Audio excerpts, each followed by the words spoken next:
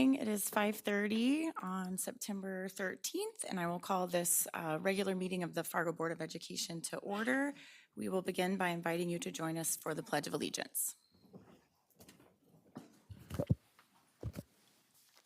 Pledge allegiance to the flag of the United States of America and to the republic for which it stands, one nation, under God, indivisible, with liberty and justice for all. Thank you. I will look for approval of the agenda. Robin. I move approval of the agenda with the HR addendum. Seconded by Nikki. Thank you. All those or any discussion? Excuse me. Okay, all those in favor signify by saying yes. Yes. Opposed, same sign. Motion passes. Okay, we will move on to recognition of the audience. At this time, the board will hear comments from the public. We ask that each speaker who has signed up to address the board state their name and home school district for the record. Speakers must refrain from using this forum to criticize or complain about a specific employee or student by name. Vulgar or profane language will not be tolerated. The board is interested in your comments and we will listen carefully, but is not obligated to respond or to debate issues in this forum. Should you desire a written response to a specific question, you may request it. This evening, each speaker will be allotted a maximum of 5 minutes. Upon conclusion of the allotted time, a chime will sound and the speaker is asked to conclude. If necessary, a final chime will sound 15 seconds later, signifying the end of the speaker's time at the podium. I will now call our first and only speaker this evening, Devin Stachinsky.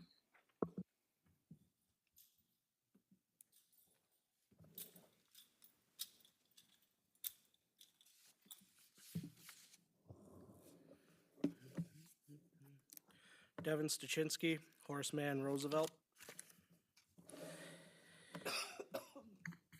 Well, by the looks of the audience attendance, Seth, I don't think you're going to have to worry too long about being hyper scrutinized.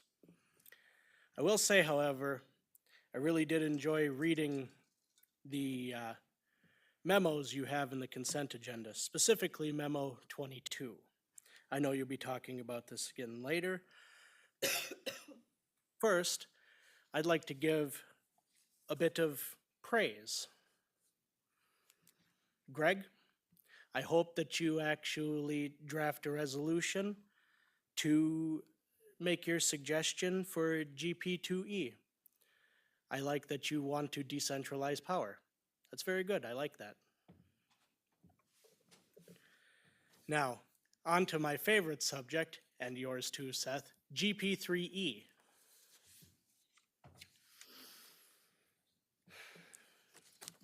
Robin, your comments for the evaluation of the board policies that you have written here is absolutely correct. It didn't need to come to what happened, and I also hope that it turned into a learning experience for some. Although, I see we have one list of non-compliance listed from the one person who I figured wasn't going to learn a lesson, and I said so last time. All regular board meetings begin with a Pledge of Allegiance that contains untrue statements and therefore violates GP3E subsection 2, which currently this is by Seth Holden, by the way, written in this memo.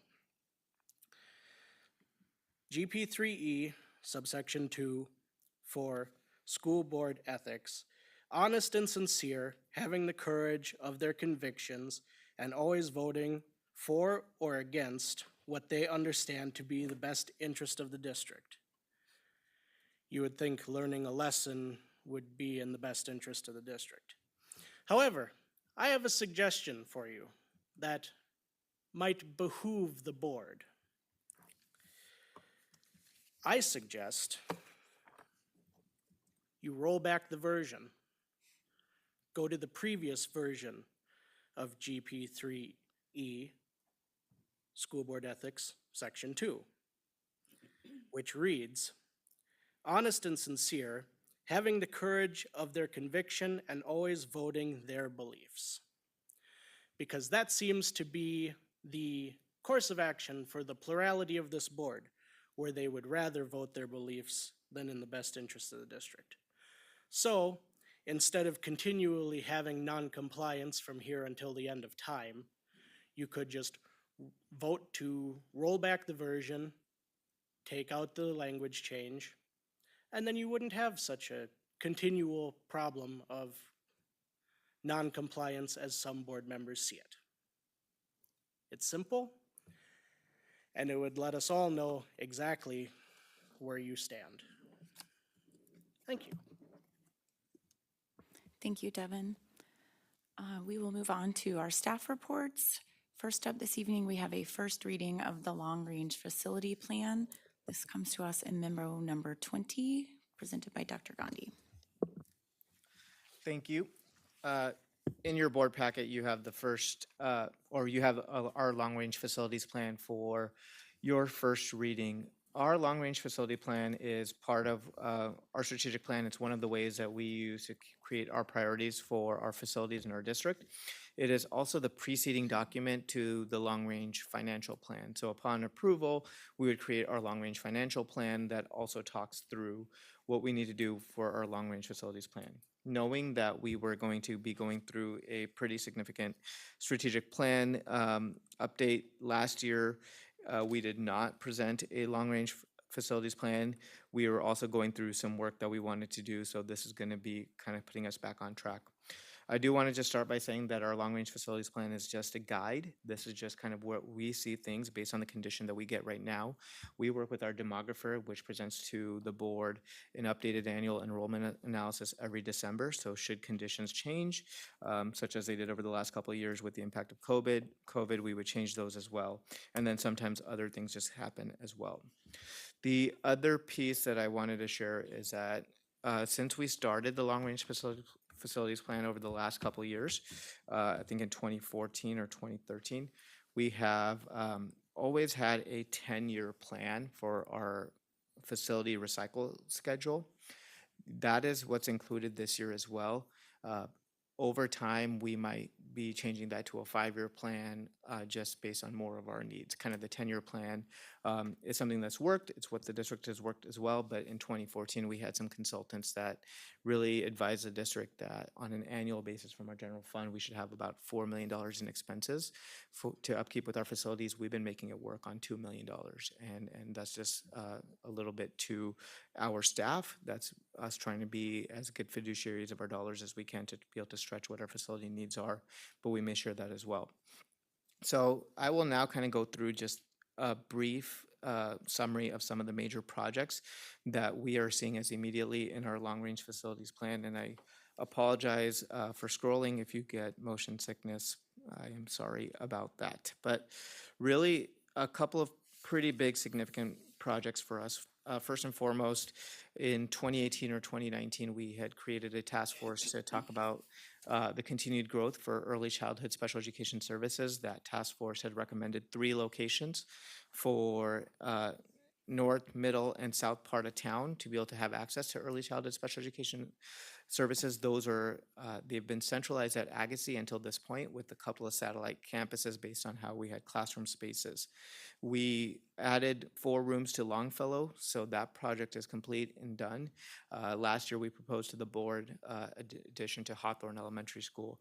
We put a pause on that solely because by the time that all of the work was done and ready, the market just wasn't favorable given where supply and labor was at that point, and then we were going into the winter season. So we want to continue with the Hawthorne project, and then the intention would be what if whenever we do build the next Southside Elementary School, which we will need, we build a addition onto that building as well, or we make sure that we have space to accommodate early childhood special education services in far South Fargo. So that's what that first piece is. Selling the former district offices there, building use of ancillary programming, those are kind of standard. The North High School track and field is on its way. You can start seeing it take shape at North High School. Still a ways to go, but grateful for that work. And the North High Booster Club that's really assisted with that as well. Agassiz and Dakota High School and adult education, we've talked about that as well, trying to find a place that's going to be the best home for adult ed and Dakota High School paired together in the future. I want to focus more on just future school sites and then mainly resolving the south side enrollment increases. Administration has been extremely grateful for some of the action that the board has taken over the last couple of years to alleviate Discovery and Davies. But if you kind of look earlier into where our enrollment analysis is and where we are now, we're already starting to hit those numbers that we were prior to the boundary changes that were made. Additionally, we have always been in a predicament as a district because prior to me starting in 2018, the fall of 2018, I believe earlier that year, in sometime that spring or summer, the district purchased about 80 acres of property on south of 76. At that time, what was discussed were the potential of that property to be used as a future site for an elementary school and or a middle school should that need arise. And again, as a district, we are really fortunate as a sub-entity of the government, we don't pay holding tax if we have an opportunity to purchase property ahead of time as well. Well, the situation that we're in right now is Bennett is already very much near or over the target enrollment that we want for that building. And we are going to need a elementary school sooner than later. We can't build on the property that we own on 76, although it's a great location, until the diversion's figured out, because if not, we have to be able to accommodate the flood protection measures that we have to put in place, which comes at a significant cost to the district as well. I've said this before and I'll say it again, I think no matter what, unfortunately, just the nature of being a linear city where we're fighting against developers and city infrastructure and the school district, it's always a chicken and an egg situation about who goes out there first, because one has the implication of the other, not only in which is the starting point of a slippery slope of individuals moving out there, but then there's also things to consider like specials, city infrastructure, things of that nature as well. I think that no matter what building we build, we're not going to be far south enough. So now we're in this situation with where do we do? Bennett is currently on 58th. We have land on 76, but we can't build there. So we have to figure that piece out.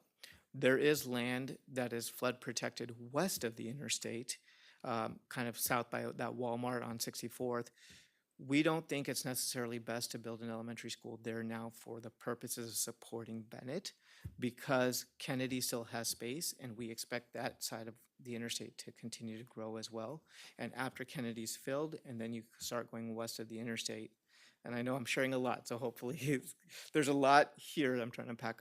But if you go west of the interstate, we're going to need a school down there, down the road as well.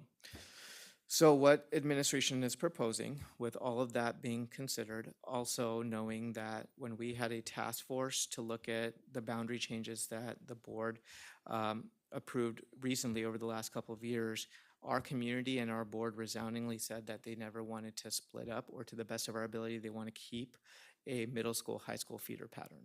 So that means all middle school kids go to the same high school. Well, in a linear city with where the conditions are right now, the only way we're going to be able to do that is we're going to have to split up Discovery and Davies down the road.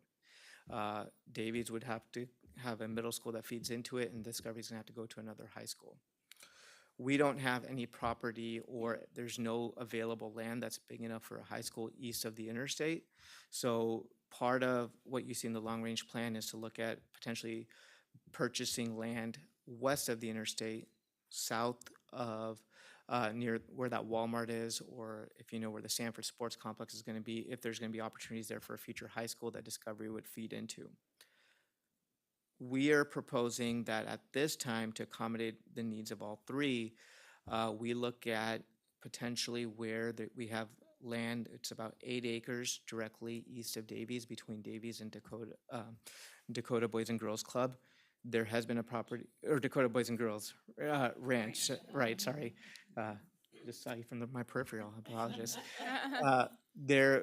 We've done work when we were going through the boundary changes, seeing is there an opportunity to build a middle school there, and some of that work has already been done in the past. In this long-range plan, administration would say that our best bet right now, given the conditions that I just outlined, would be to build a middle school there, but don't open that middle school as a traditional 6-8 school. Open that middle school as a 5-8-9 building to provide assistance to Bennett, which is on 58th. This would be on 73rd. Provide assistance to Discovery and provide assistance to Davies. And then once the diversion is figured out, we built that elementary school that we can on 76. So then Bennett would have another south side option, just where we planned on the land that we own. And then we will see how enrollment patterns hold up. As we need, we'll build the next high school for Discovery Middle School to go into. And once that high school is built, this building that's directly east of Davies would then become your traditional 6-8 school that feeds into Davies High School. It is very close to Davies, so the concept would be very similar to what West Fargo Public Schools is doing with Liberty and Cheyenne, sharing athletic facilities and things of that nature on that property. But that's probably the biggest piece. Again, lots to unpack there. I keep looking at Bob and Missy to make sure I have not missed anything, but that is the meat of the long-range facilities plan that we're putting together at this point. And I will stand for any questions. Yes, Robin. To start the discussion, I will move that we review this long-range facility plan update as a first reading, allowing for public input before final approval at the next board meeting.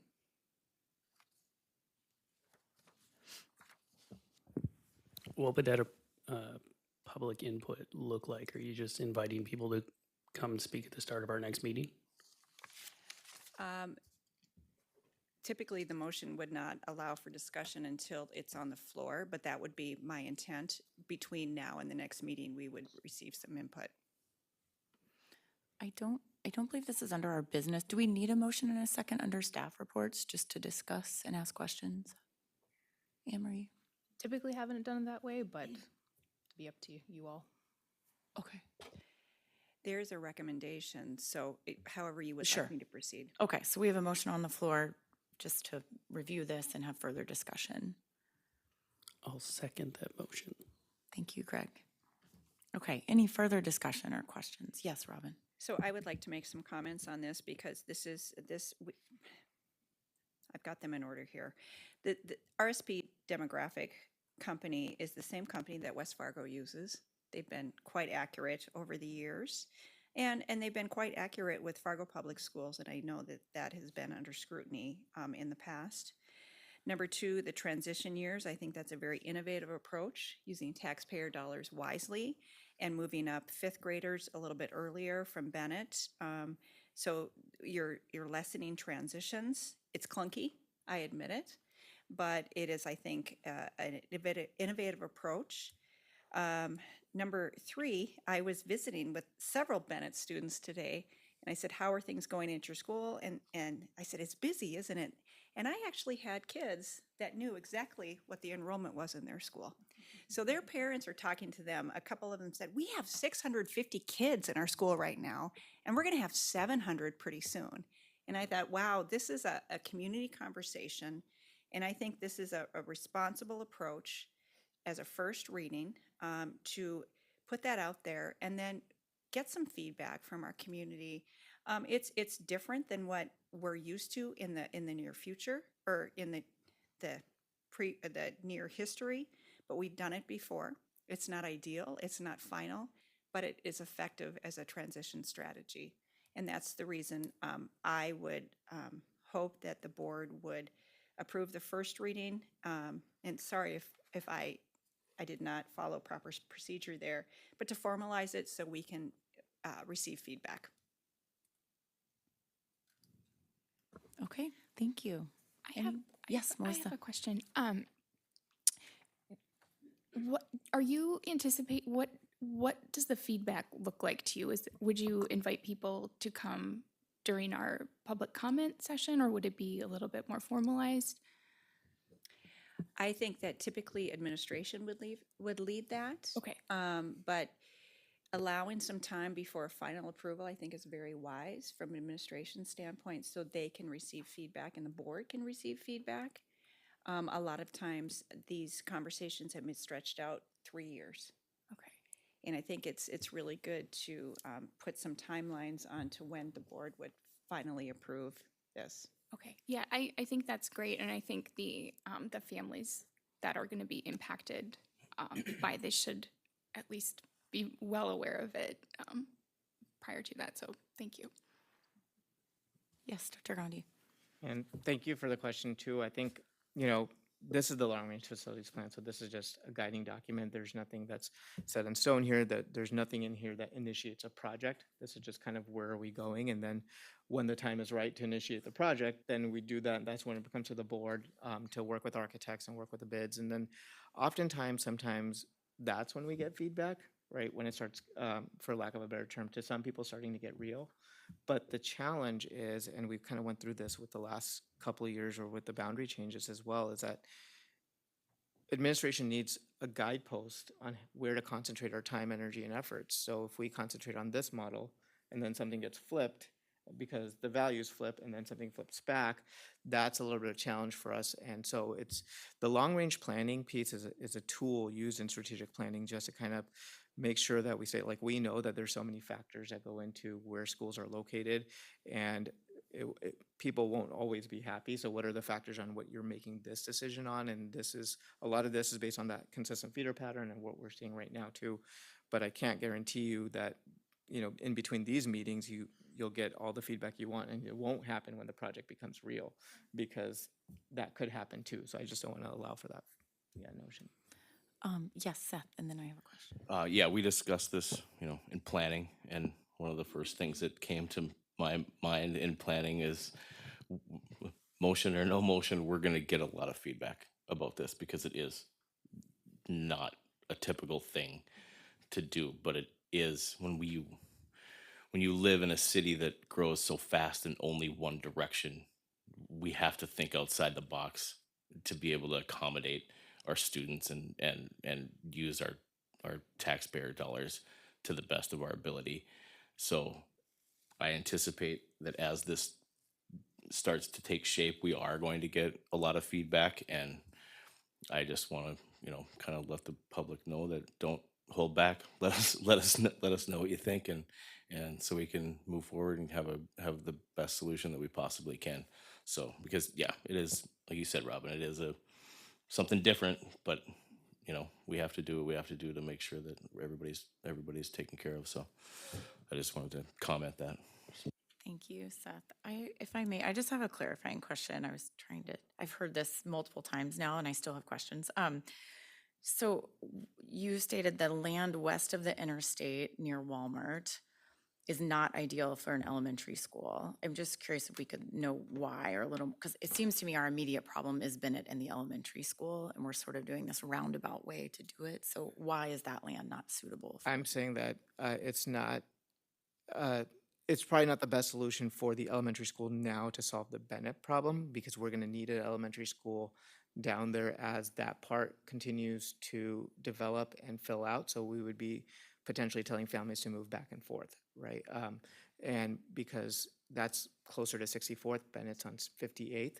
So the encatchment area that you'd be able to capture wouldn't be even as far south enough as if you can hold off till you can get to 76. And the way, one of the guiding principles that's in our long-range facilities plan is that we don't start to build a new building until you have 50% of the students that can occupy that building. So when you're, which makes good fiduciary sense, but then when you're a linear city, the problem with that is you're already 50% too far north, right? Because infrastructure is just going to keep coming further south. So that's that piece. It's like, okay, if we build an elementary school on the west side of the interstate, you still have room in Kennedy. You might be doing a boundary shift and then another boundary shift when you build a new building, and then another one potentially when you can build on that 76 land. Okay, so thank you. That makes sense. So ultimately, the goal would be the elementary school would go far south on 76th, Yeah, where we have 80 acres, right? correct. So what becomes of the rest? We don't need 80 acres, right? And I think it's because we don't pay holding tax, and it's going to be some good opportunity. I think we'll have some good opportunities to be able to talk about what we do with that land too. Okay. When we initially bought that, there was a thought to have a shared campus of an elementary school and a middle school when we first bought that location. Okay. Yes, Namal, sorry. And then Robin. Mine is a simple one. Would we ever get a tour for all these locations that we discussing? Because we can have them in our written paper and everything, but sometimes it's good, to really look at the place and then you have a clue exactly what has been written in here. Because I think that it would be really good to have a tour and just look at it as a board and just to make sure that we really comprehend what are we exactly looking for. Anyone from administration want to answer that? Dr. Gandhi? So I think I just kind of want to know where, if IT can turn on the monitors. I can give you at least a virtual tour now so you can see the property that we talk about building on. Everything else is just going to be, at this point, here I can show you where there is development at this point. So 1 second.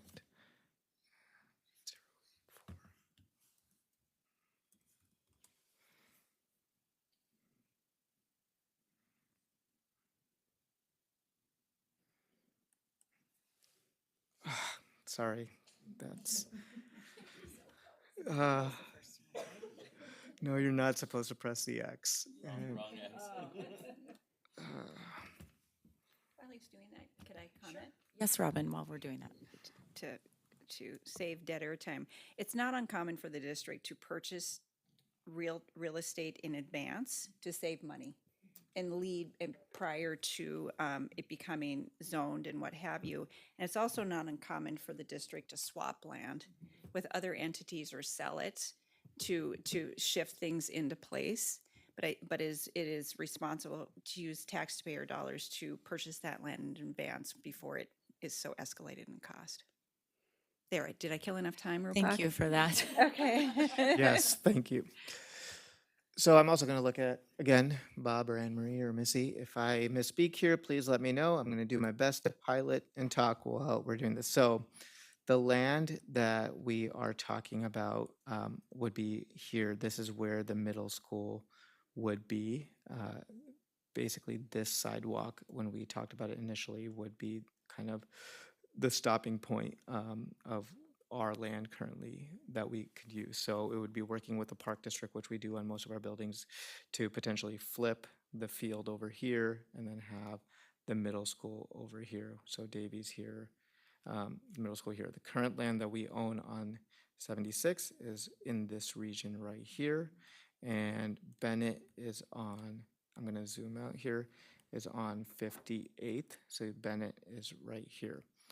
Land west of the interstate that we have referred to is in this area that we're talking about. So when you talk about west of the interstate, another piece to consider is we can only go up to 45th before we hit West Fargo's school district boundaries. So any development over here is what we're talking about. So it's still not as south as far south as we'd like, but the other piece is Kennedy is located over here as well. So right across Microsoft, you'll see Kennedy. So we know that Kennedy has a little bit of room right now, but we would have to shift families from Bennett to here if we're going to build schools, and then we'd build here before where our need is really down here on this side. So a little bit of a virtual tour, if that can help. That does help to see it. Thank you. Yes, Robin. Quick question. So does this buy us time until the diversion is built? Because it's going to be very expensive to build prior to diversion approval. I'm going to talk to the one person at this dais that's been looking at those numbers on a daily basis. Maybe just clarify, Robin. I asked, does this proposed plan buy us time until the diversion is complete? Because it will be very expensive to build in front of the diversion Yeah. completion. So when we look at Bennett's numbers, what we did last year of changing the boundaries, for example, made a difference of about a classroom size of kindergarten at Bennett. And Bennett's at 6 sections of kindergarten, but they do have some space for some students within the classrooms. So without that little adjustment we made last year, we really would have felt it even very packed. So that was helpful, but as we look at the numbers coming up, we're not running 6 sections of 4th and 5th grade. And so those are gonna come through that system. And so if 5th grade could be moved over to a different building, that will buy us some time. So that'd be 5 to 6 sections we'd move out of the building to go to a different site. May I, prior to building another elementary? Yes, In the prior. flood zone, prior to the diversion being complete. Yeah. Got it. I think the unexpected would be is if people are given rights to build sooner in there, we could grow faster than expected, but there's always unknowns. Yes, Dr. Gross? Then as we look at, for example, middle school numbers, we know that we made a boundary change and that did impact Discovery. So we were above 1,000 students. This year, as of September 1, we're at 973. So even with the boundary changes, we are fairly close to the target enrollment number, which is 1,011 at Discovery. So we'll continue to grow as our community continues to grow on the south side. So right now we're below that target number, but we're going to continue to inch over that in the near future by allowing us then to potentially have one grade level at a different location. That certainly opens up a lot of space at Discovery Middle School. Thank you. Any other board members have questions or comments? Greg? I wanted to wait till everyone was done talking about enrollment and new schools and stuff, because what I wanted to talk about was the operational maintenance. And Rupak, I'm really glad you mentioned at the start that maybe instead of a 10-year plan, we should be doing a 5-year plan, because that's what I wrote down when I was reading through this over the last couple of days. That was my main takeaway was 10 years is too far out, I think, for this type of stuff. And it, I think, is especially apparent when we look at the maintenance in what Appendix B. Because the first 5 years of anticipated spending are not even, I mean, they don't make, they make the next 5 years not make sense. Or someone's giving us a very rosy outlook of years 6 through 10. I mean, it was like an average of almost 15 million a year for the first 5 years, and then magically our maintenance costs dropped to 2.7 million per year. And I was like, that's not possible. So yes, I am wholeheartedly in favor of maybe shortening the time frame on potentially only certain aspects of the long range planning when it comes to facilities, but for some things, particularly maintenance, it seems 10 years is too long. Dr. Gandhi? Yeah, we wholeheartedly agree and came to the same conclusion. It would have that piece, and then along with just there's been so many changing dynamics and needs for our facilities. Secure entries is something that came up prior to, you know, a lot of the original plans were built, and that's become a priority for us as well. We've also had some projects that get funded by donors that we've been really grateful for in our community as well. And the reality of the situation is that, and having a process that's collaborative with a wide variety of stakeholders to take a look at immediate versus long-term needs and automatically add it into what will be like a new 5-year plan and a shorter plan. It's all in the works. We already have the kind of the software that we wanted to do it. I think as most of the board know, we're going to have some change in leadership in our maintenance department too. So we kind of just need that year this year to recycle the 10-year plan, but then put a new plan into once we have a new director for our maintenance and operations facilities too. Other comments, Greg, or anyone? Was there a general timeline presented of when, I mean, this all would commence? Yeah, so some of the things that I shared earlier, like Dakota and other things, you know, some of those are going to be based on opportunity. If we could find the right fit for Dakota High School and things of that nature. The Southside enrollment is what I wanted to focus on right now because that will be something that we would want to move sooner rather than later if Bennett's continuing to grow at that. So should that be something that we're going to move forward with, it would be our hope to start working on bringing recommendations to the board as soon as that's potentially feasible, given where those enrollments are. Hawthorne is pretty much underway. North High, as we know, is underway as well. Great, thank you. Any final questions or yes, Robin? Since there's a motion on the floor, you know, I don't know how the board wants to handle first readings and second readings. On other boards that I am, we typically approve the first reading, and I should have brought this up in governance, just to say we're on the right track, get public feedback. So I'm happy to withdraw that. I just need, you know, just let me know what you want me to do. It's not under a business item. And I realized that after, of course, I wrote my motion.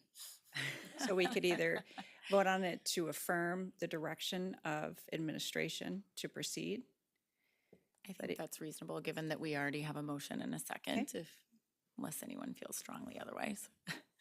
Okay, so that would need to be a roll call vote, correct?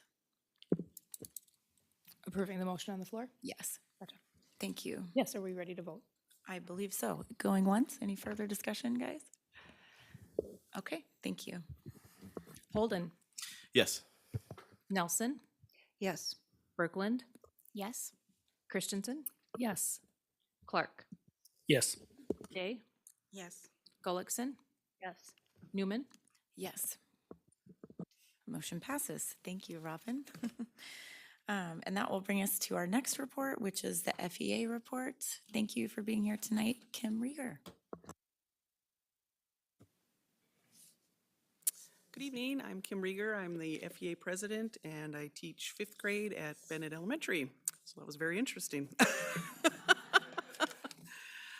I just had a couple things for you to take a look at when you discuss the operational plan on the SI5, the Equitable Resources Standard 8, and just where it's got the inclusion and it says progress towards results and how that will affect teachers, and is that part of their evaluation and how they become paid. So just something to kind of look at because of that wording. And then also on page 8, they use differences between task force and committee. Is there a difference? Are both of them paid per the contract?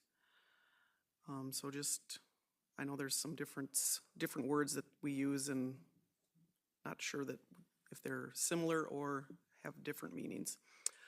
And then I was quite excited to be part of this Back to School Bash.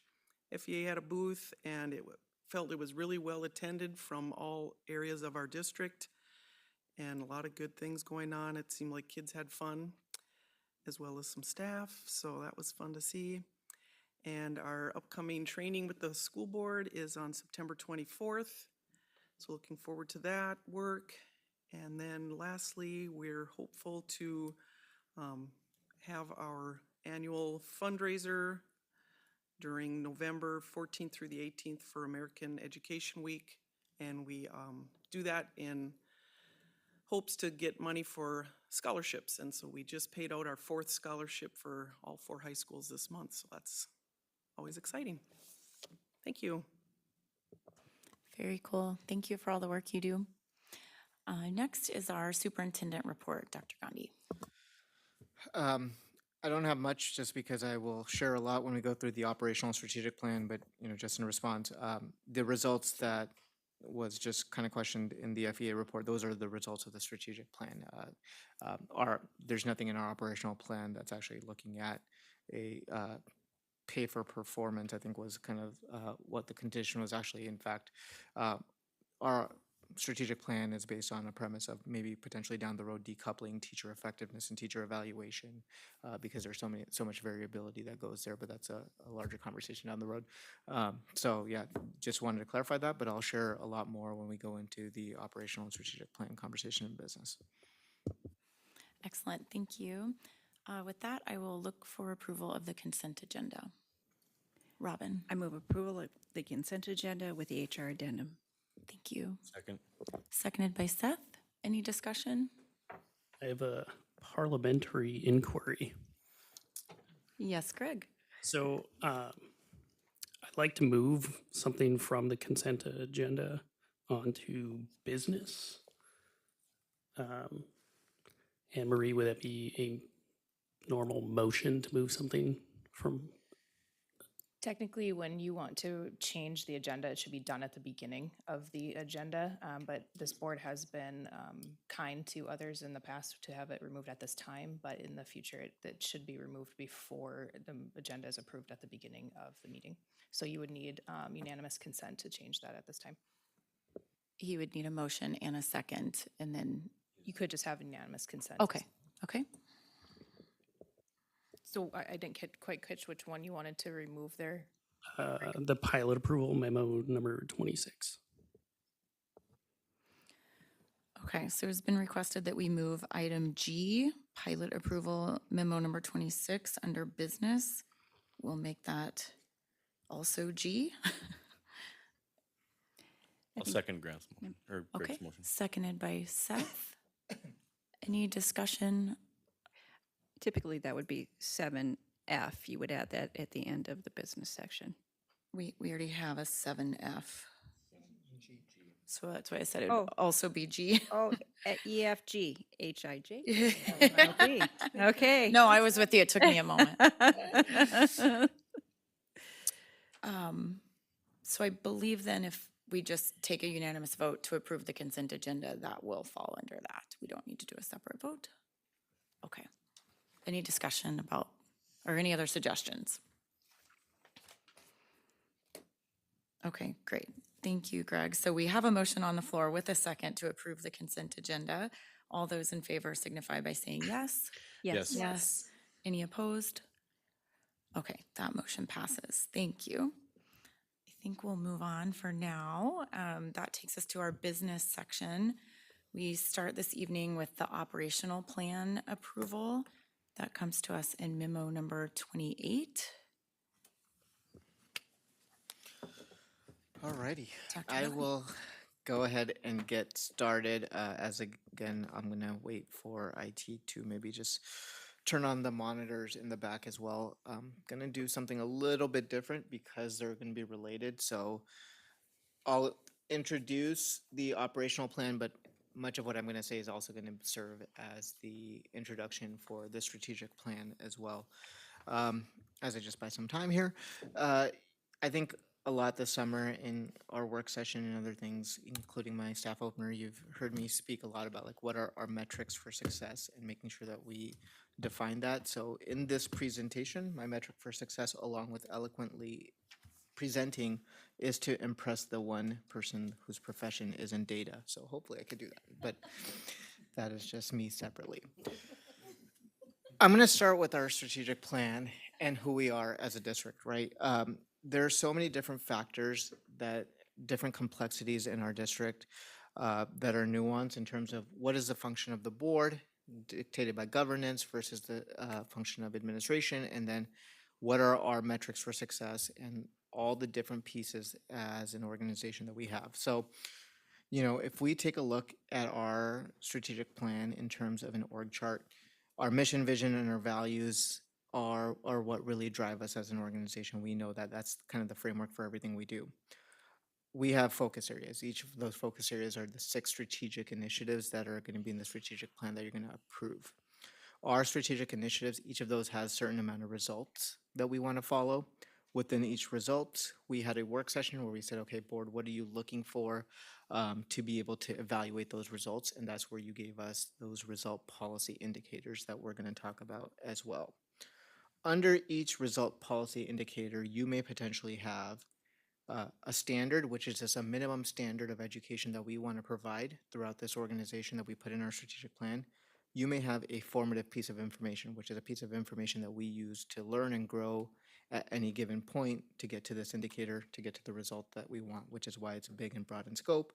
Or we should be aligning our strategic plan additionally to our operational plan each year, which means these are the sequence of events or the things that we want to complete as an organization to be able to get to this result policy indicator, which will hopefully get in that result. When people often assume like governance and the role of board and administration, our job is to carry out the plan, right? These operational plans has gone through a 2 reading process. That's what this is the second reading for. The strategic plan in itself has gone through a 2 reading process. So all of these pieces the board has full weigh in on through multiple opportunities to provide feedback as well. Additionally, within our governance structure, the superintendent's evaluation is tied to progress on these results as well. So that's why it's important to have clarity in terms of where we go. So our vision would be, should the operational and strategic plan get followed, the board will receive on an annual basis for each strategic initiative, and I'll just show you a sample right here, would be a report similar to what we've, similar to kind of what's on the screen here, where I would certify that the information that we're going to provide in this report is relative to what's in all of the board policies, and then provide an internal report on whether we think that administration feels like we're making reasonable progress or not towards that result. And then the board can decide to accept or not accept, or go through one of the other 2 mechanisms in their policy, or take whatever steps as well. Well, how do we evaluate these results that are big and broad in scope?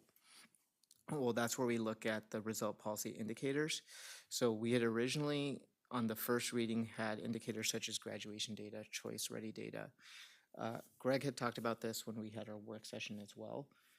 When you look at a lot of the data points, I believe of the 28, 26 of them that we had talked about at our board work sessions that we proposed in the first reading, those are lagging indicators. So like, how does that really help the board if you're trying to evaluate us as a system and talk about what we can do?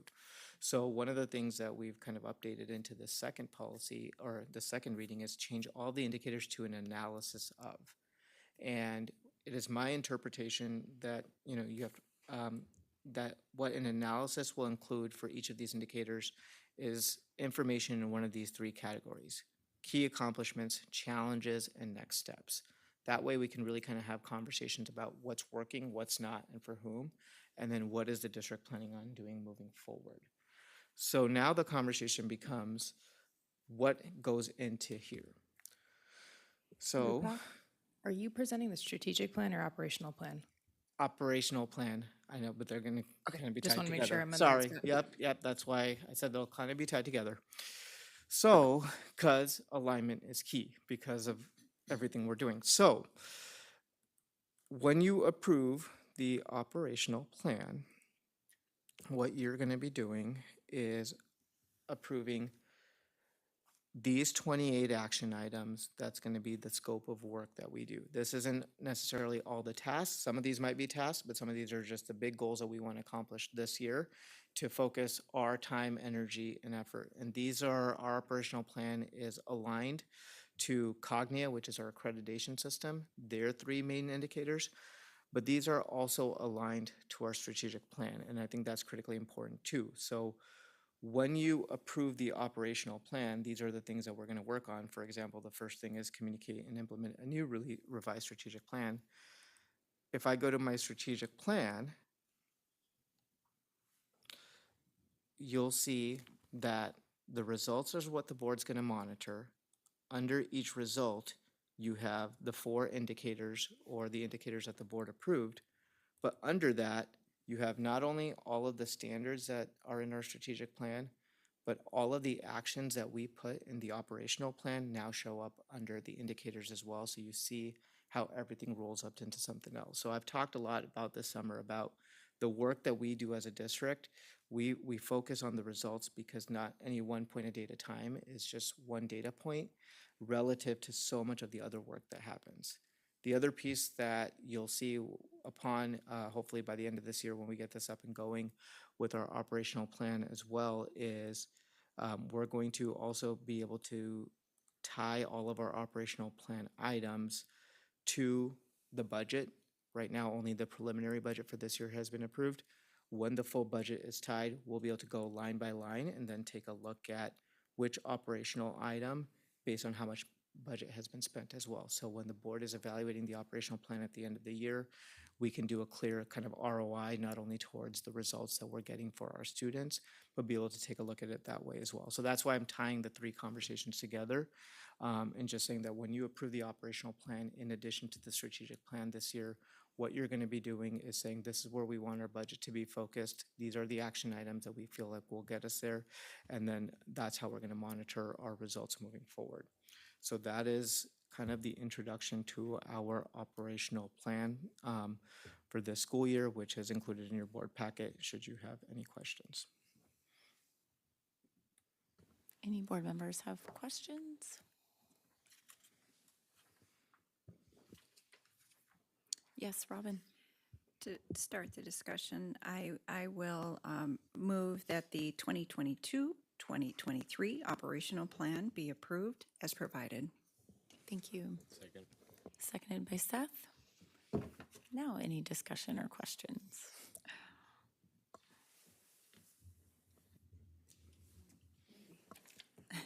A maybe from Nikki, okay. Could we visit a little bit about what Kim had shared with us earlier about their couple points of potential concern? I guess it was reached out to me as well. And one of that was under Strategic Initiative 5, which deals with equitable resources. There's some concern about the inclusion of progress towards results. What exactly does that look like? There's a concern that that could shift a little over time in defining teacher effectiveness based on test scores. It could morph. And I can see the concern. So could we talk about that a little bit, please? So your question is specific to the strategic plan?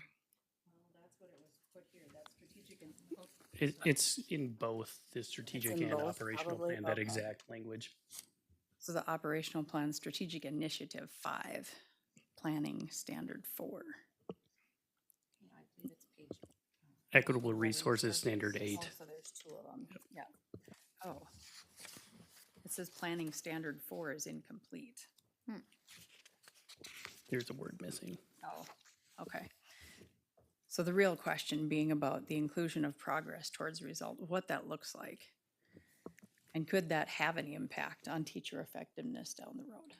So the standard 8 says implement a framework for employee performance appraisals that are based on professional growth, reflection, and progress towards the results and the fulfillment of Fargo Public Schools' mission. The results that's referenced here are the same results that we defined earlier in the policy, which is what the board is adopting as how you're monitoring your systemic performance. So shouldn't we all be working towards the results? Shouldn't that be exactly what our performance evaluations are? So I actually think that alignment is better. That result doesn't say none of your results are one data point at one point in time. It's actually the bigger, broader goals. Are we getting kids toward choice ready or not? And I think that should be part of our conversations, and that should be all of our roles as an educator. Thank you for that. And then on page 8, Kim had also mentioned, and it was also mentioned to me, the difference between task force and committee. Is it just a choice in words, or is there a different? Go to Bob. Most of these in this section are around teaching and learning. So we tried to define a committee as something that will be more than just 1 year in duration. So a committee that would be multiple years, something that we continue with. A task force is something that we will solve a particular issue, do some particular research, and then be done at the end of the year. Very good, thank you. Yes, thank you. Any other questions from board members? Yes, Greg? To go back to that standard 8 about employee performance appraisals and progress towards the results that the board sets with their results policy. I do have, I'm not particularly concerned about this administration really being punitive and harsh in employee appraisals, but I do think that I have broader reservations about having progress towards results used in employee performance appraisals other than the superintendent in particular? Because, right, the results policies are how we hold the superintendent accountable for those particular results and not necessarily any particular employee outside of that purview. Thank you. Dr. Gandhi? Correct. So this would be a scope of work that we would put in, and I don't, so my question here would be, do we not think that any of our employees' performance should be related to their effectiveness in their job or towards the results that we work in? Because currently, we are dictated by the state to use one of three frameworks, Marzano or Danielson. Marzano is what we are using as a district that is also directly tied to teaching effectiveness. That's a sole measure. So to me, shouldn't all of our evaluations or performance be resulted based on the results that we're trying to get to as an organization? Yeah, I think that goes without saying, but if we're, so I think maybe some more specificity in what we're talking about when it says results, because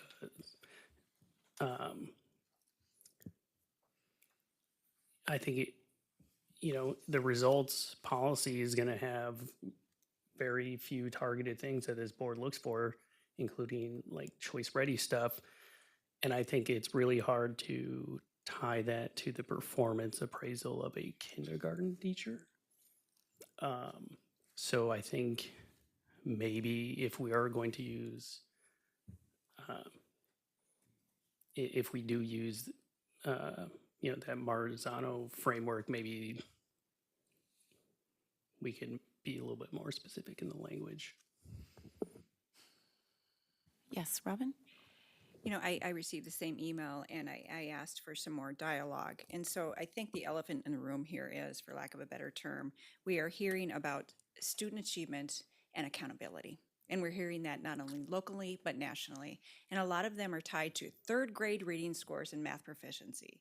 And so that scares a lot of people. I think there is, to Rupak's point, I wrote down effective teachers. Effective teachers help their students grow toward, and I say growth to target. And effective teachers will help those kids grow. But that's not anybody who understands education. It's not based on test scores.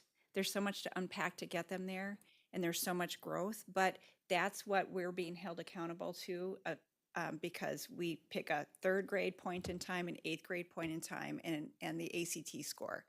And I think if you were to review Rupak's presentation on the back to school opener, it really talks about some of the semantics behind that, because it's so much more complicated than test scores. I completely agree that test scores should not be tied to teacher performance and evaluations, but I don't want us to get lumped into this political public dilemma right now, because I don't want us to take that bait. I think we're better than that. And so we just need to keep an eye on that and not get sucked into it. Dr. Gandhi? Yeah, unfortunately, I think some of this is semantics, and I think one thing that we could do, should this policy get approved, is I would maybe just capitalize the R in results that you're reading, because results are defined on page 7. The irony of this situation is that I gave a 30-minute speech at our staff opener that members of the FEA saw that brought this concern today, that speaks to the exact opposite of what this conversation is. Actually, if you look at the entire document, this entire framework that we've talked about, is a fact, and I even said it earlier today, inadvertent to this conversation, that we need to decouple teacher effectiveness and teacher evaluations. Results are actually defined by being bigger and broader in scope and just being monitored because of what I put on page 9 of the strategic plan, Bronfenbrenner's theory of ecological child development. That child development is a part of so many different pieces. The whole point of the strategic plan is to take away from one measure at one point in time, being able to use that. So it's, I don't know, I don't want to say, it's challenging to hear the exact framework that's been written in the language in front, that people have had multiple opportunities to provide for is being used to go against the intention of exactly what was shared. So, I mean, we happy to capitalize result, or also happy to change if something needs to happen. But I think if you read through the document, it'll show you the exact opposite of what's kind of being misled by saying that we're going to do test scores for teacher evaluation. And no part of that action item is listed in the operational plan or the strategic plan as well. Actually, page 10 of the strategic plan, if you look at the strategy map that we've utilized, that we put in place prior to the strategic plan that was last year, is that we actually say that our goal is to just get better every single day. That's a framework that we want to put into it. It's not be evaluated by one test score. So the exact direction we're going to is opposite of, I think, what's being implied in this conversation. Okay, I'm going to just have a brief point of order here for us. So we are currently discussing to vote to approve the operational plan only. There has been a motion and a second on the floor. Any changes in language would require an addendum to that motion and a second to that, unless we want to take different action.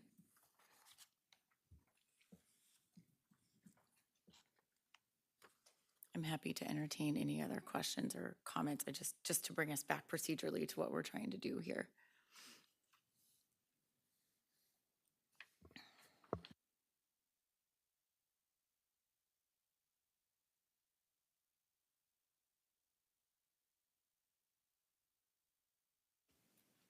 Would you like me to call the roll? I was just giving people a moment. Anyone have further? Just Greg, are you okay? Yeah, I didn't think we got off topic, but. No, I don't think we're off topic. We need another motion or an amendment to the motion if we're going to be proposing changes. Or some other course of action. Could I amend the motion to approve both the operational plan and the strategic plan so that we can discuss them both as one item, because I think they are hard to separate? Okay, so there's been a motion on the floor for an amendment to the original motion for us, the board, to approve the operational and strategic plan simultaneously. I'll second that. Seconded by Robin. Any discussion? Point of order. Yes. Amendments are to add words or strike words or both to an amendment or to a motion. So I would need, the motion on the floor is to approve that the 2022-23 operational plan be approved as provided. Okay, that's what's the motions on the floor. So I would need an amendment that inserts or strikes out or both words for the amendment to be in order. Thank you for that clarification, Anne-Marie. I would move to amend the motion to insert the words and also approve the strategic plan as presented in, was it memo 29? Yes.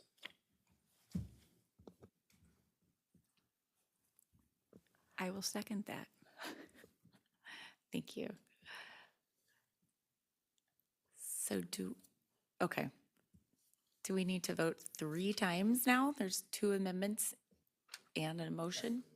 There's one amendment. You could first have discussion on the amendment that's on the floor. Okay, we just never approved the first amendment. Got it. Okay, any discussion on that amendment?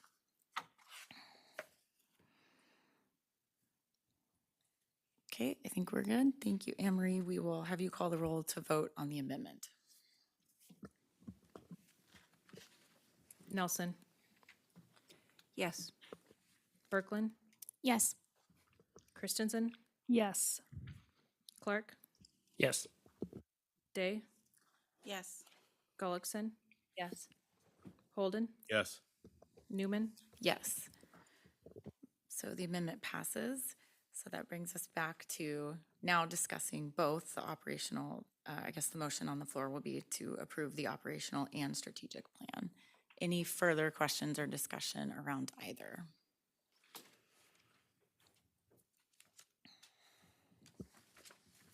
Greg? So, I would like to make sure that Dr. Gandhi has the opportunity to discuss the strategic plan in the to whatever depth that he had planned on doing before I kind of jumped the gun on everything. But before we get there, and the reason I wanted to tie the two together is that I'll reiterate, I don't think this administration has any plans to tie test results to teacher evaluations.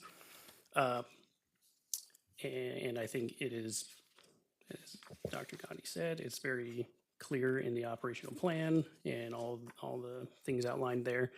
And really where I would actually like to take more aim at the language we've been discussing regarding results is actually in that in the strategic plan is where I think it is most appropriate to make sure that things get clarified, because the strategic plan is much more hefty and kind of all encompassing. And I think that is where clarity in what results are expected to be evaluated should really be given stronger consideration. Thank you. Robin? Dr. Gandhi, I know you have this more readily than we do. Can you explain the process of how this was built and the communication back to board members before the first reading and the first reading and the second reading? We built this, I believe, on a work session? Correct. So I believe, well, part of my time, so any governance model will say that the board's job is to monitor results relentlessly. So I think several years ago, the Fargo Board of Education tied all results to the strategic initiatives they had in place. And the previous strategic plan had 7.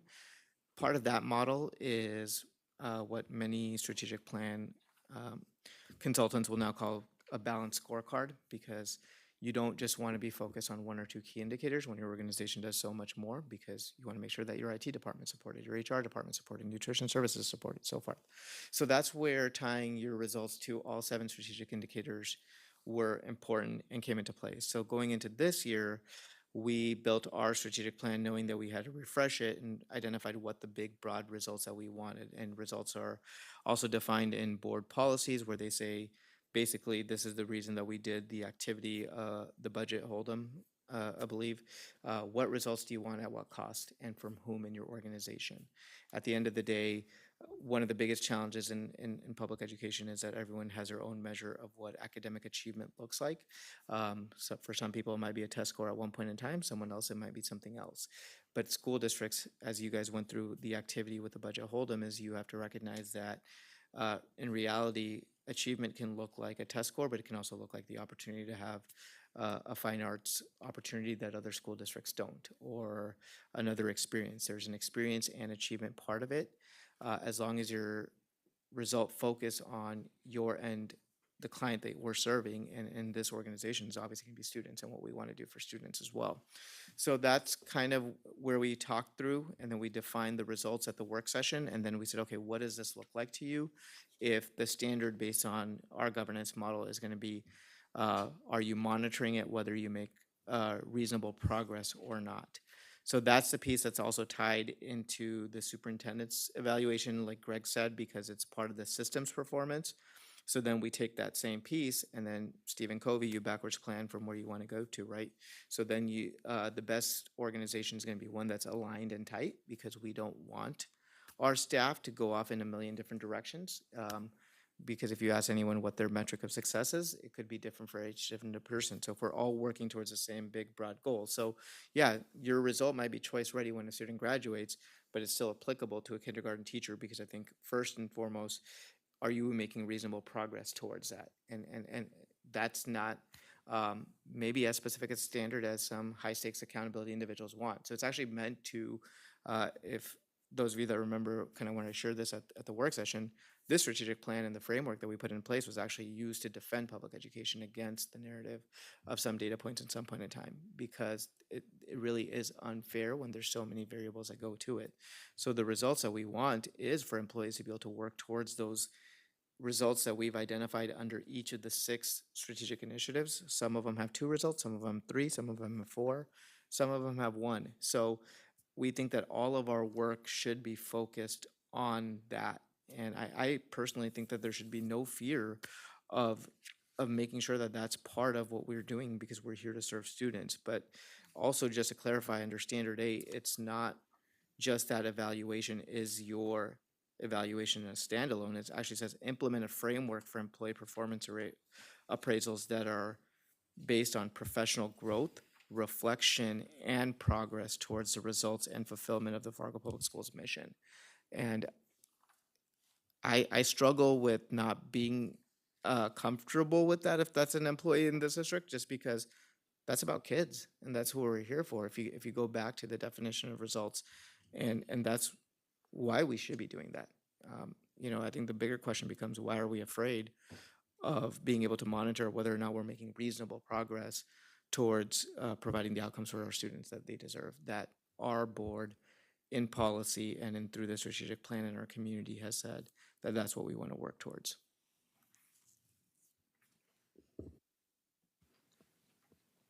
Thank you. Any other board members have comments? Greg? Last thing I'll say is, I think, as much as it's kind of always a bummer to argue over semantics, I really actually like your suggestion of capitalizing the R. I think that is a very elegant solution to make sure that it's clear what the expectations are, and that those expectations are from the board down. I like that solution too. I just wanted to add that maybe just to be consistent, make sure if we're using it capitalized once, that we do it consistently throughout both plans. I'm sorry I didn't ask to talk first. I apologize, Dr. Newman. No, that's a great point. Thank you.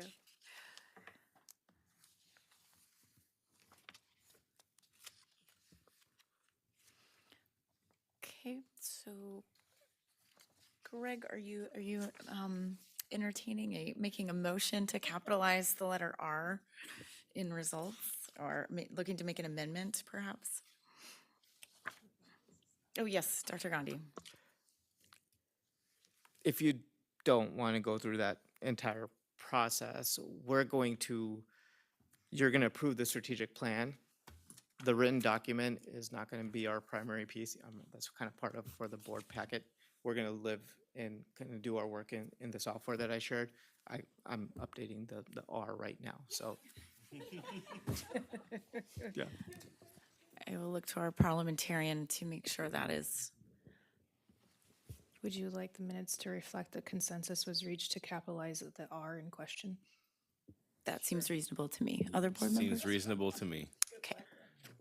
If he's in the process of doing it right now, I trust that he'll finish the job.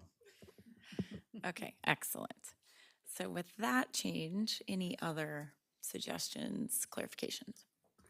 I just want to make sure that Dr. Gandhi still has the opportunity to discuss anything about the strategic plan that we may have jumped the gun on. Thank you. I think we are good at this point. I feel like I've lived in the strategic plan this summer, and but if there are any other questions, I will be happy to answer them. But thank you. Okay. So we will be voting to approve both the operational plan and the strategic plan, with the correction of capitalizing the R in results throughout the documents. Anne Marie, I will look to you to call the roll. Berkland, Yes. Christensen, Yes. Clark, Yes. Day, Yes. Gullickson. Yes. Holden, Yes. Nelson, Yes. Newman. Yes, motion passes. I think maybe we'll move on to one more item and then give ourselves a brief break, perhaps. So next we have the NDSBA resolution, which is memo number 30. So this was at the August 24th Governance Committee meeting. The committee discussed a drafted resolution for potential submission to the North Dakota School Boards Association Delegate Assembly regarding expanding sign-on bonuses for teachers beyond classroom teachers. The committee reached consensus to bring the resolution to the full board for discussion and approval. The Governmental Affairs Committee also discussed this resolution at its September 6th meeting, and the draft is provided below for our discussion. If this is approved, it will be forwarded to the North Dakota School Boards Association for the delegate assembly at the annual convention we have coming up next month in October. Robin. I move that the resolution provided below or revised by consensus be submitted to NDSBA for consideration by the delegate assembly. Thank you for that. Second. Seconded by Nikki. Any discussion?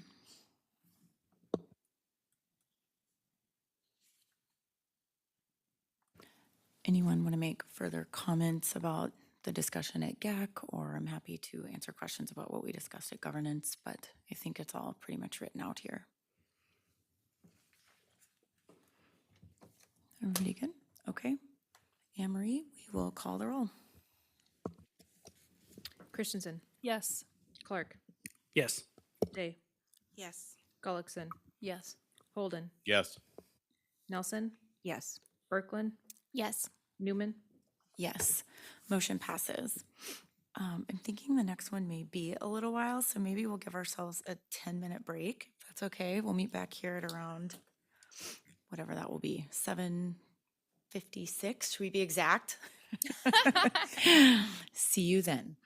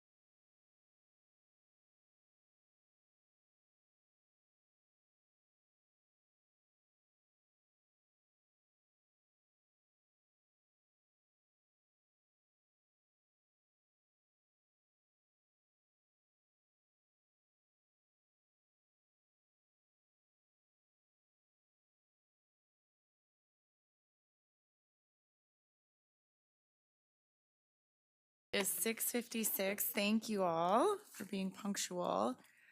I will bring us back on track. So we were on item D under business, the GPA on Fargo North parking lot. This should be memo number 31 in your packet. Yes, Seth. I would move that the board approve the joint powers agreement between the school district and the park district, formalizing the responsibilities of both parties in relation to parking lot improvements. Thank you, I will second that. Robin. Seconded by Robin. Any discussion?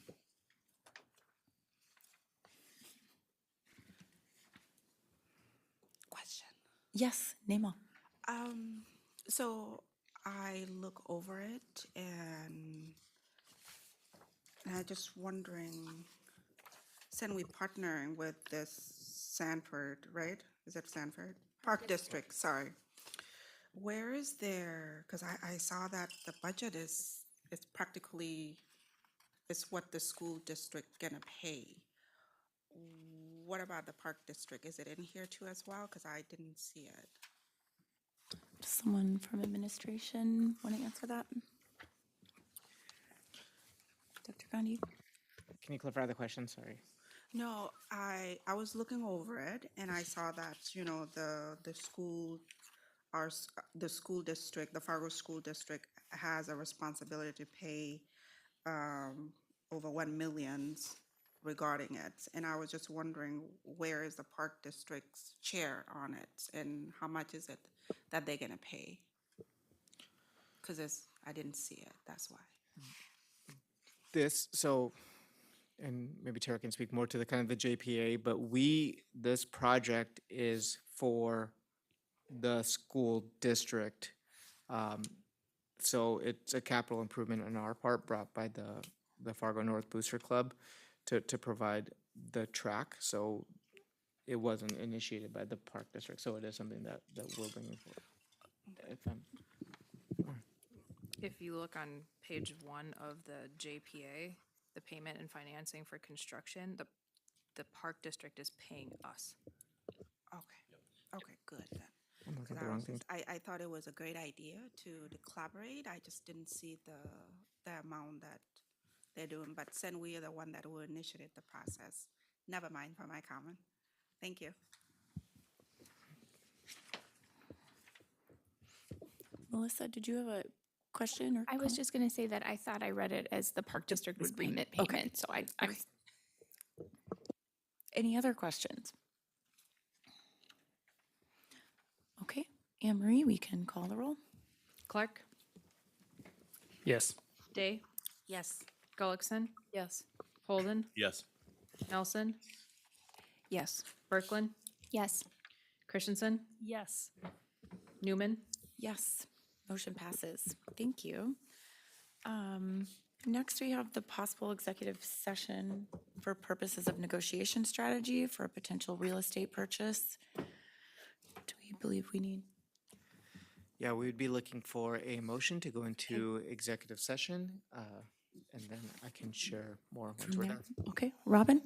I move that we go into executive session for the purpose of negotiation strategies for potential real estate purchase as permitted under North Dakota Century Code 44-04-19.1, item 9. Second. Seconded by Nikki. Any discussion? Okay, do we need a roll call vote to go into that? You could do a voice vote. Okay, all in favor signify by saying yes. Yes. Any opposed? Okay, thank you. We'll have yes, did you want to comment, Dr.? Oh, just logistics. Executive session will be in the executive conference room on the second floor, adjacent to my office, so we'll have to dismiss and go there. Okay. We will.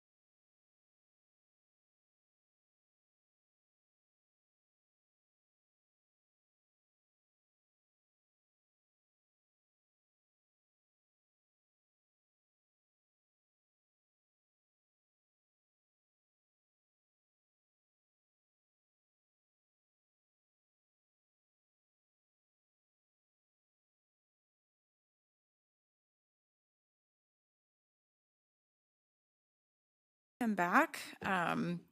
We do not have the need for item F to take any potential action from our executive session. So I will move us on to item G, which was also item G moved from our consent agenda. This is in regards to the pilot approval. I would draw your attention to memo number 26, and that was brought by Greg. So I will defer to you, Greg. So I noticed while reading memo 26 that we'd already passed the deadline of 30 days to respond. And I think we should discuss, and I don't know where it should necessarily be done, maybe in governance committee, not sure, maybe the planning committee somewhere, but I think we should formalize a quicker process for the board to consider these items. I appreciate your comment, and I asked the same thing because that letter actually came to me, and I had a mild moment of panic that I had dropped the ball and didn't respond. But I would actually look to someone from administration to explain maybe a little history and precedence here. Yes, I Anne Marie? believe we discussed that at governance, actually, the last governance committee meeting, that instead of routing it through the planning committee like we have been doing, that it will just get placed on your consent agenda without going through a committee, so that we don't meet or miss deadlines in the future. So then to answer your question, Greg, we would just kind of, this is kind of what we discussed in governance, is that it would be up to us as board members to make sure that you double check your consent agenda if you want to say something about a pilot, and if there's a pilot on there, then speak up, because it won't in the future go to a committee, so that we can talk Okay, about it faster. so anytime, well, it would come to Dr. Newman, it'll just be put on the full board meeting, like the very next full board meetings agenda, in the consent agenda. Perfect. Dr. Gundy? Just, and it'll be pilots, TIFs, and there's one more that falls into that category that are all in the same. So Yeah. that is what we'll do. Yeah, it's historically been something that the district supported, but we know that we've had board members that have had some greater conversations about it too. So it's a process that we're also very much supportive of. So. Yes, Seth. And then also, I know that, yes, we did obviously miss the deadline for any opposition to this, but given the fact that this did come off the consent agenda and now is in business, I'm going to look to our parliamentarian to see if a motion needs to be made to make sure that we pass this. You would be formally on record that you were approving the pilot if you would take action tonight. Okay, then in that case, then I move that the board president notify the city of Fargo that Fargo Public Schools intends to participate in the above incentives. Second. Okay, seconded by Robin. Any further discussion? Okay, Anne Marie, we'll do a roll call. Day. Yes. Gullickson. Yes. Holden. Yes. Nelson. Yes. Berkland. Yes. Christensen. Yes. Clark. Yes. Newman. Yes, motion passes. Thank you for that clarification, Greg. That moves us on to our final section of board reports. First, this evening, we need to appoint the NDSBA convention delegates. So I believe we all 9 plan to attend the North Dakota School Board Association convention in October. At that, they have a delegate assembly. It's usually on the second day, I believe on Friday. And Fargo Public Schools is allotted 5 members to represent us and vote in that delegation. So I was just going to look for 5 volunteers who are willing to attend that session on Friday and willing to vote on our behalf. Do we have 5 or 4 and an alternate? We have 5, and then we can designate alternates. I usually designate the 5, and then anybody else who's going set as an alternate, just so that if somebody drops out at the last minute, we're ready to go. Thank you. I Okay, volunteer. Robin? And I'd volunteer. Me too. Nikki Namal. Okay, and Seth, and I was gonna volunteer as well, but, so that would be 5. So Robin, Nikki, Namal, I'm gonna make sure I got everybody, Tracy and Seth. Melissa, would you like to serve as the alternate since you were volunteering? Sure. Thank you.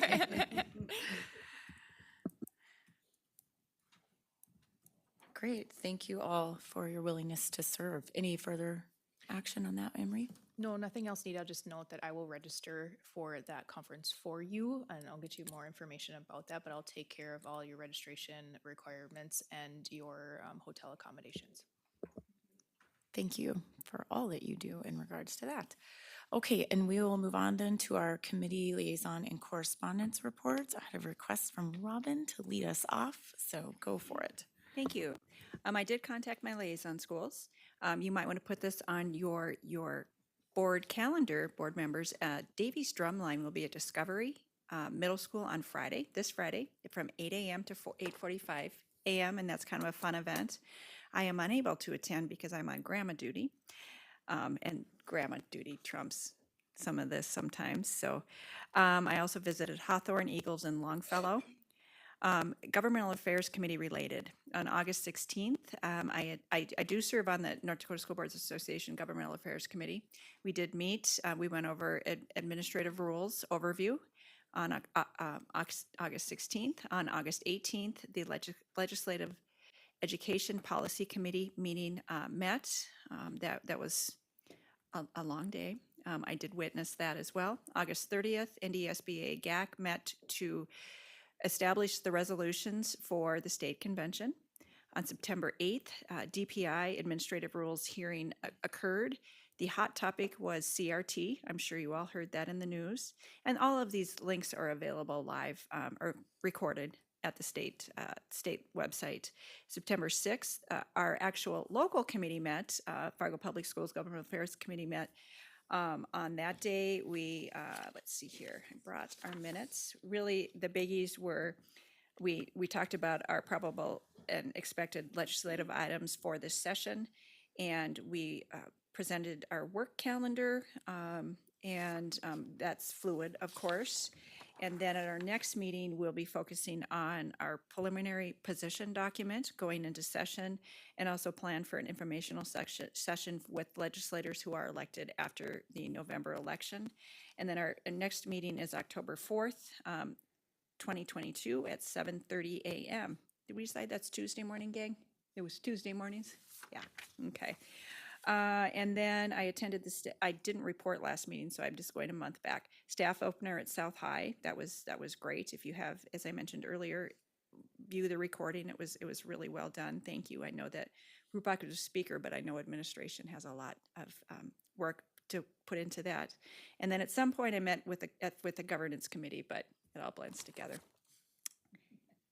That's what I have. Thank you for letting me go first. Of course, yes, and if you need to excuse yourself, feel free. So thank you. We'll just keep going in order. Seth? I have nothing to report this evening.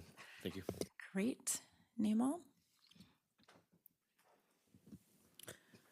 I was able to attend ACASI Adult Learning Center on September 6th. I had a really amazing time just really going through every classroom that they have from, it's amazing. Yeah, I should really look into it. There was, we did every classroom that they have. They have like so many different languages within the classroom. Some of them like 6 or 12, and then the winner was the 16 different languages, including me. That was the 17 different languages. And then I get to take the picture with the winner. And then on the same day too, I attend the Governmental Affairs Committee, which we are assigned to. And then on September 9th, I met with Principal Todd just to meet up with him to see how his thing going, even though I'm not assigned to it. Then I end up with assignment 2 as well. So it's going to be interesting. I'm going to start it tomorrow.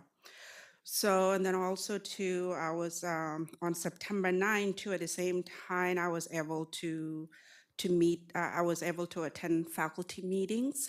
It seemed like it was the first time any board ever attend those kind of things. So they introduced me. I was able to speak, just to introduce myself to them and that I'm available to be able to communicate with them and to listen if they have any issues or not issues, but and if they have like general question that I'm available to be able to sit down and have coffee.